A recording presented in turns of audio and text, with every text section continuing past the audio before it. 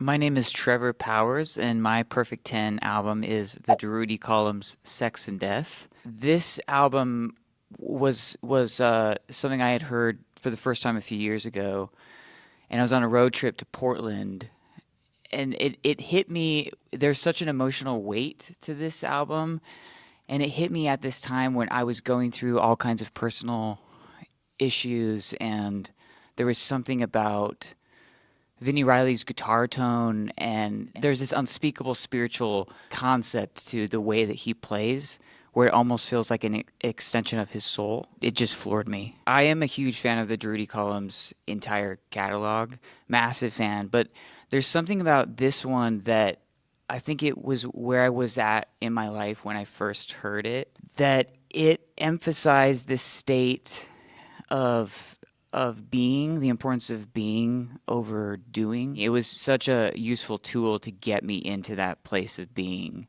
And to this day, I mean, it's my go-to album for if I want to access that wavelength, that frequency of being. This is always my safe space. My favorite track on this record would be the first track, which is called Anthony. And that is not only my favorite track on the album, but it's my favorite song of all time.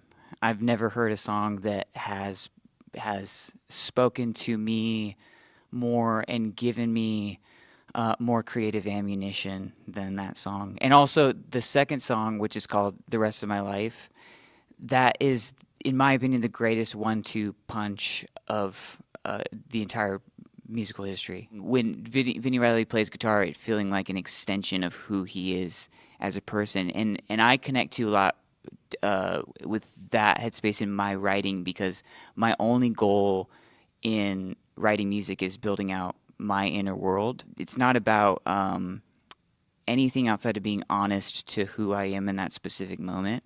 And I have a new album that's coming out. It's called Rarely Do I Dream.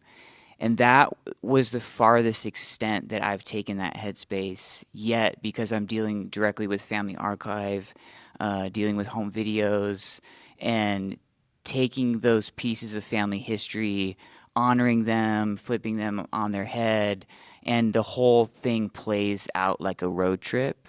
And that's exactly what this record does for me is it feels like a road trip in the mind, this eternal drive to nowhere and everywhere all at the same time.